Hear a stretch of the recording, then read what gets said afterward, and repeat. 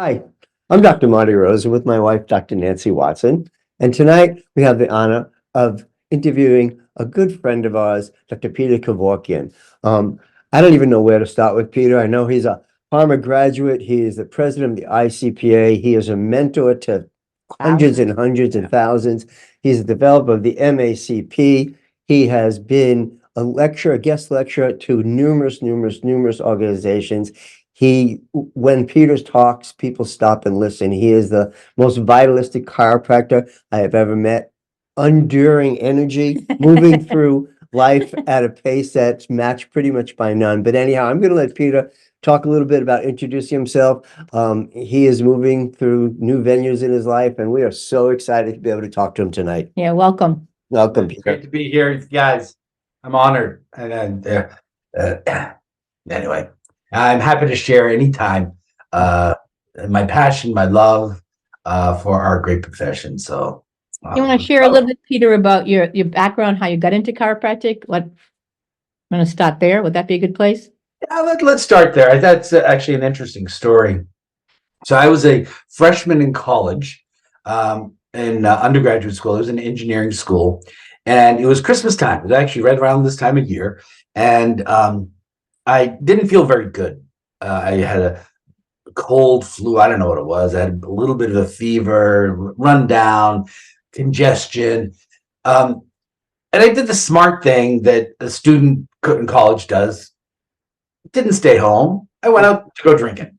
So I go to a party that was at the home of a woman's best friend. I was dating a woman. Her best friend's parents were having a house party. Went to the house party, and my girlfriend at that time, her best friend, worked for a chiropractor. He was at the party, so I wind up talking to him, drinking whatever, and I talking to him. I said, I got to ask you something. I said, I'm not feeling that great.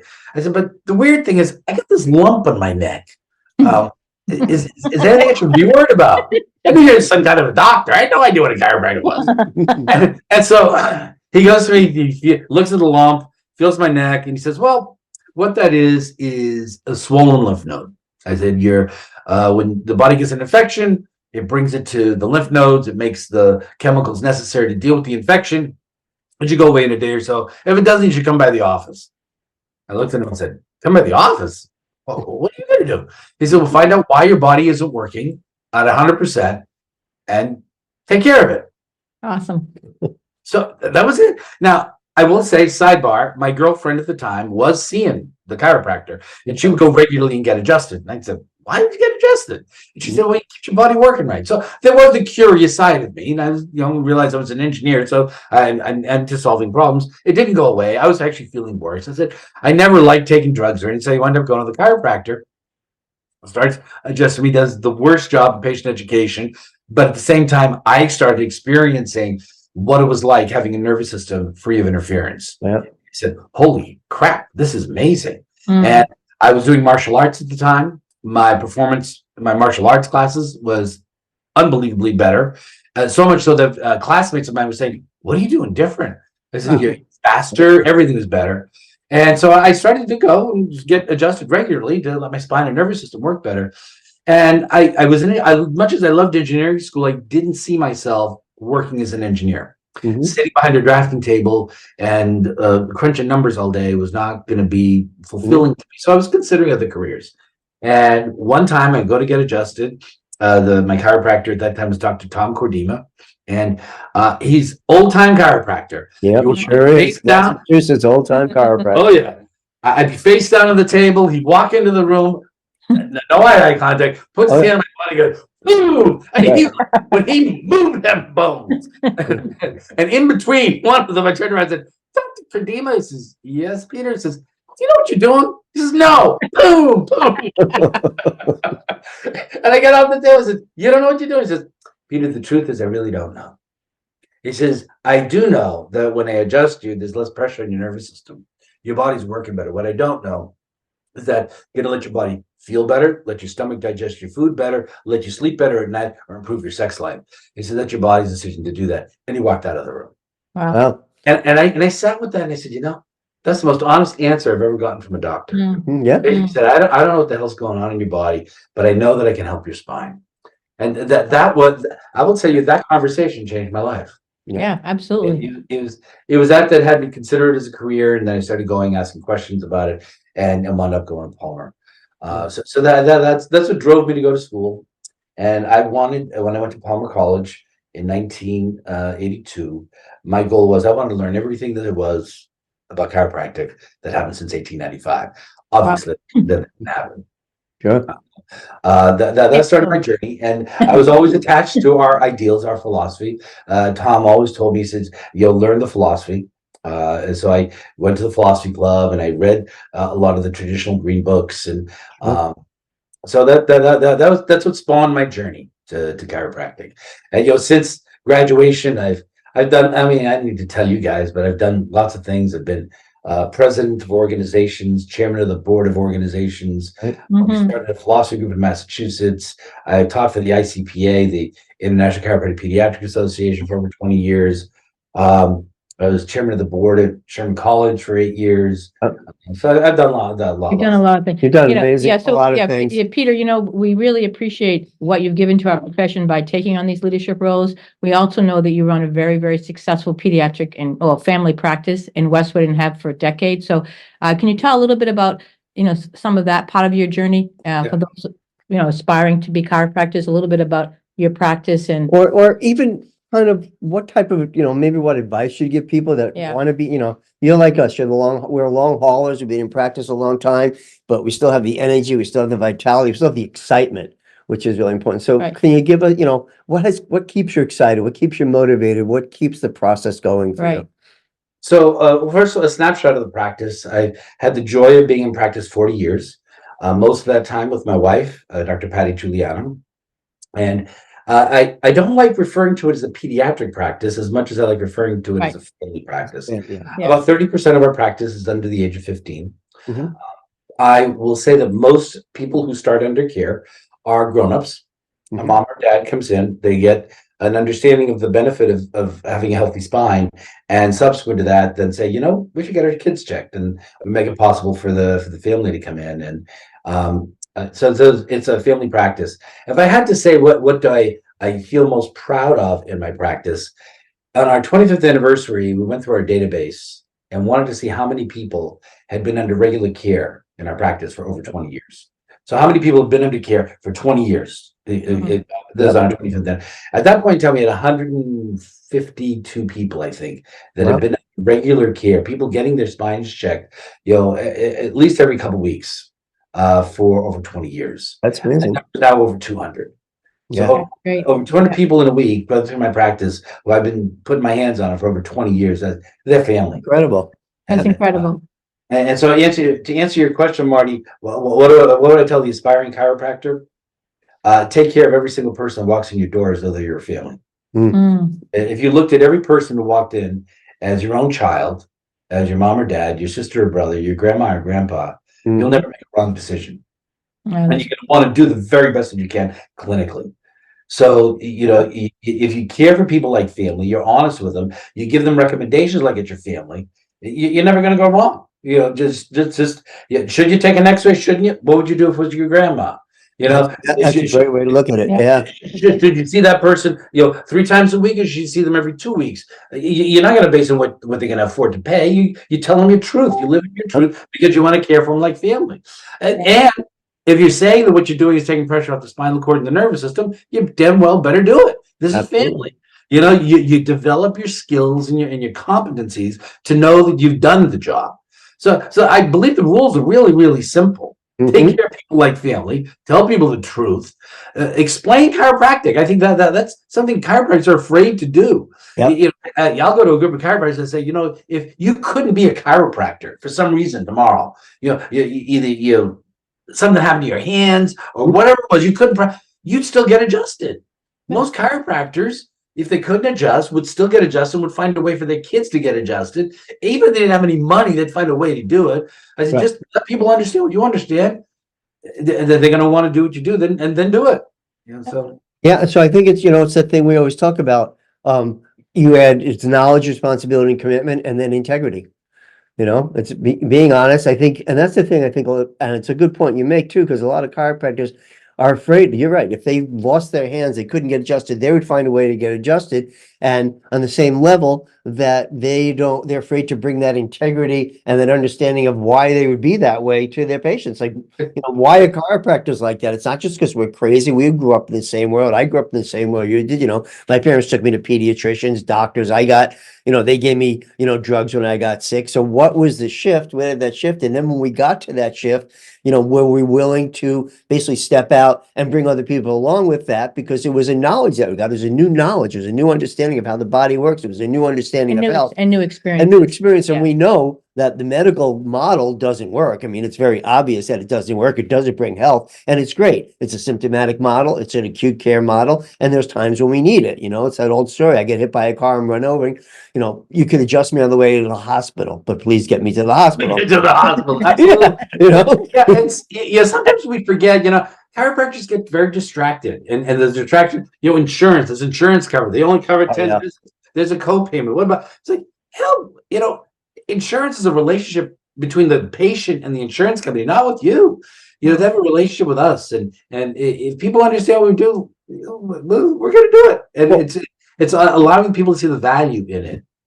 Well, the honest part, again, we go back to honesty. The honest part about insurance is not designed for chiropractic. It's designed for a medical model. You have a symptom, you have a disease, we treat you. When the symptom disease is over, we stop treating you. Okay. So the chiropractic model, that's not a chiropractic model. So let's say someone comes in with low back pain and you do treat them for a while for the symptom. But when they get to the point where you're not literally treating for the symptom, it's time for, that's why the insurance companies don't get it, and honestly shouldn't. They're not set up to take. It's not there. Yeah. Well, the best quote that I ever heard: chiropractors are not, insurance companies don't pay chiropractors for chiropractic care. Right. Insurance companies pay chiropractors for medical care. Yeah, that's and that's exactly right. Medical care is short-term, acute-based, and is nothing to do with creating health and vitality. And that's exactly. And I think again, that is what's so important, is to, besides that, and I know your office is like that, and I know our, we have certain different styles, but we have the same philosophical constructs, and based on those that we follow, the paradigms in our office fit that practice paradigm. Like, if I walked into your office and I was a new patient, it would be very congruent with the entire process from the beginning moment I walk in to my first adjustment to every other visit. And it's the same thing in my office. It's a congruency with our philosophical construct. That is the base. And that is, when I listen to you speak, that is your mastery, at least in my world. That is your mastery. I could listen to you all day speak about philosophy. What was it, last month when you were talking? I was just like, it's just like home. It's like coming home. You embody it. You embody it. It's exactly. Like when you talk it, I remember when you immediately go, is it hot in here? And I'm like, Peter, man, it's not hot in here. It's not hot in here. We're just burning up, man. This room is not hot. Yeah. People start opening the windows. So it's that vitality. It's that,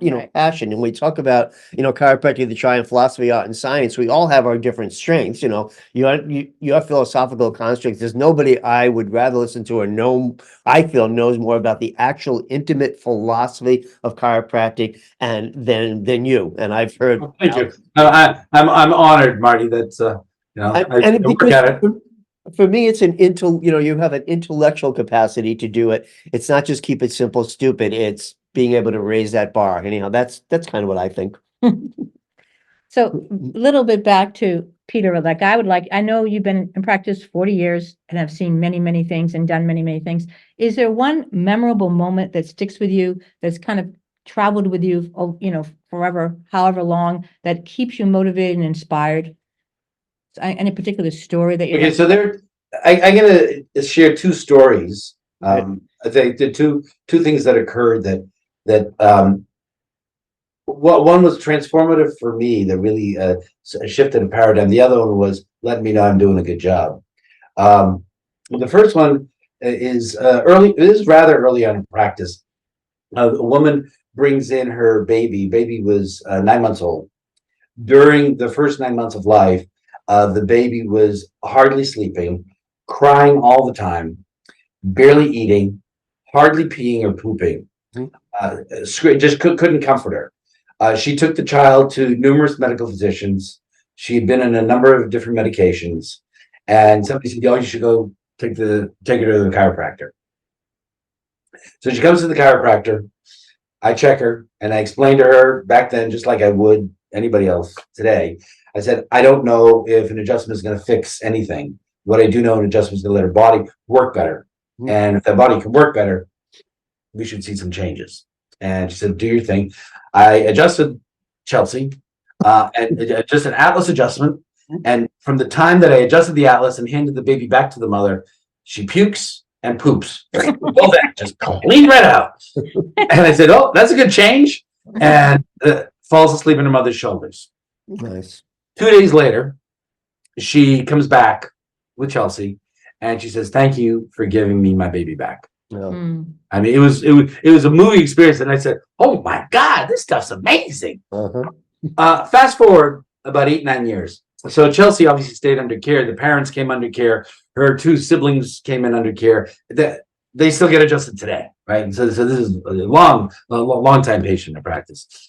She's about 8-9 years old, comes in one day with her mother, not her 2 sisters that day. And then she lies on the table. And as I'm checking her, I could feel her body was warm. Her breathing was a little shallow. And mother goes to me, she says, Peter, what do you think's going on? I said, feels like your body's fighting an infection. You know, you can feel a little lymphatics were up, a little bit of a fever. But as the words came out of my mouth, fighting an infection, I said, this beautiful child that I literally saw a miracle happen from a chiropractic adjustment, you know, a real visual miracle. Right. Her body is at war.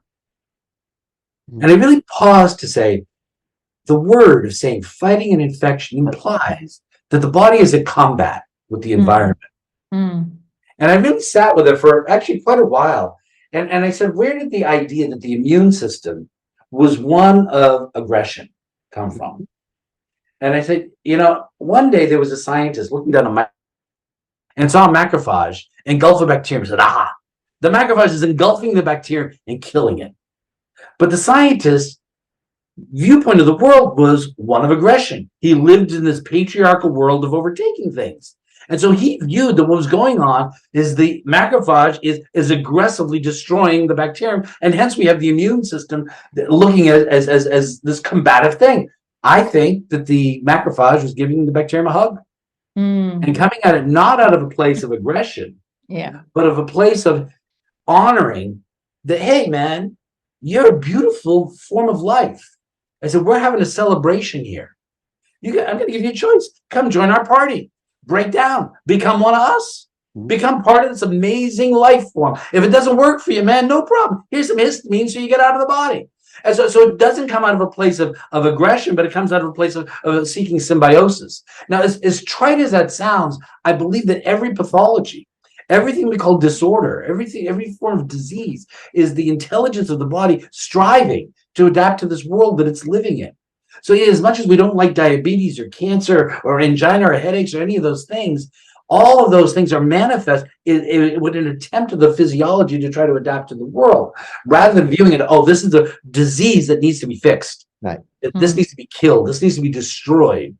And rather than trying to kill and destroy something, let's create more vitality. Let's elevate the vibration of the body to allow the optimal adaptation. Now, it's my world, but this is where I live. It's great. So I don't view that. So that's that Chelsea moment is what I call it. And that's one story. But probably the one that people are going to enjoy even more. There's a little boy, Jonathan, he comes to me. He's like 12 years old. He had nystagmus, crossing the eyes. Right. And the mother had been also to doctors and won the glasses, and they tried to do a bunch of things. And they said they need to do surgery. Right. They didn't want to do surgery, and they started looking at alternatives. And somebody said, oh, take him to Dr. Peter and Dr. Patty.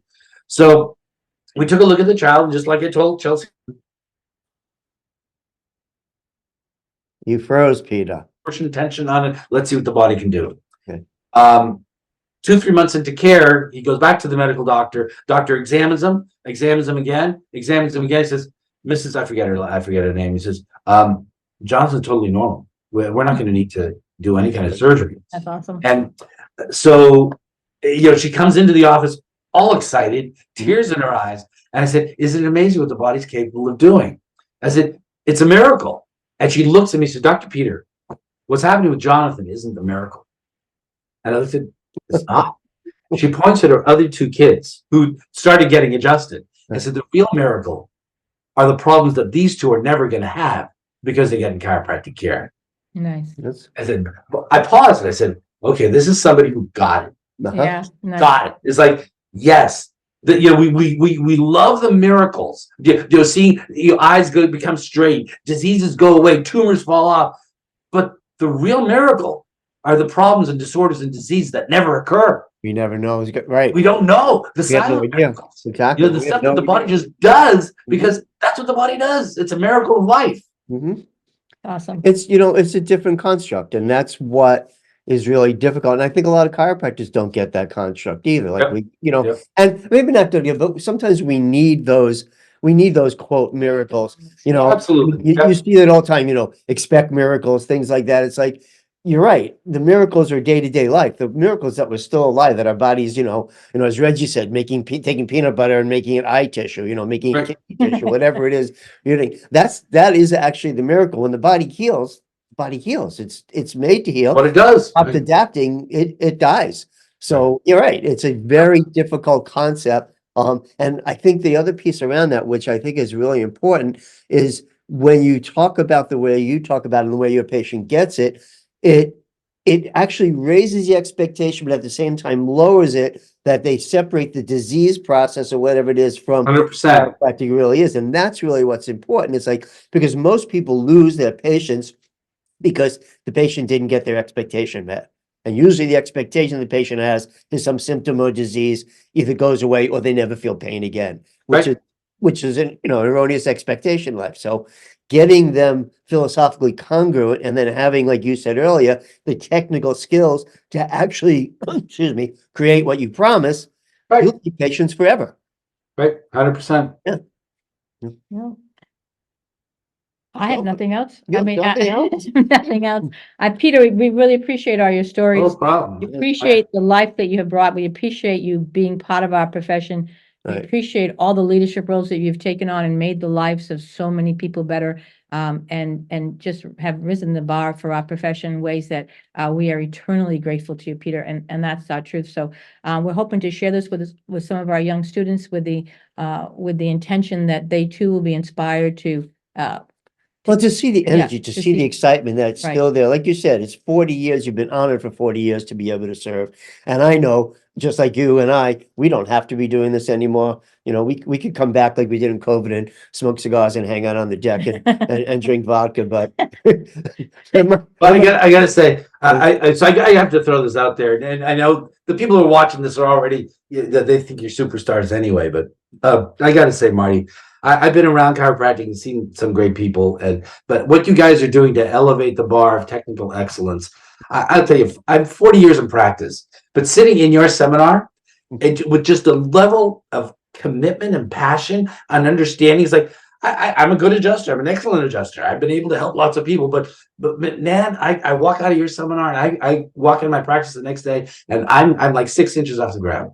Wow. You guys just keep elevating and just, I love it. I absolutely love it. And that pursuit of personal excellence on whatever level, in technique, in communication, in understanding our philosophy and living your life, that's what life's about. And when you're there, when you're hooked into that, It's a beautiful experience. work. It's a joy. It's joy. All right, Dr. Peter, thank you very Thank you much guys. for doing this and Yeah. taking the time. And Love you guys. we know we'll be seeing you soon. See you soon. Thank Ciao. you. Thanks, Bye-bye. Peter. Thanks, Peter.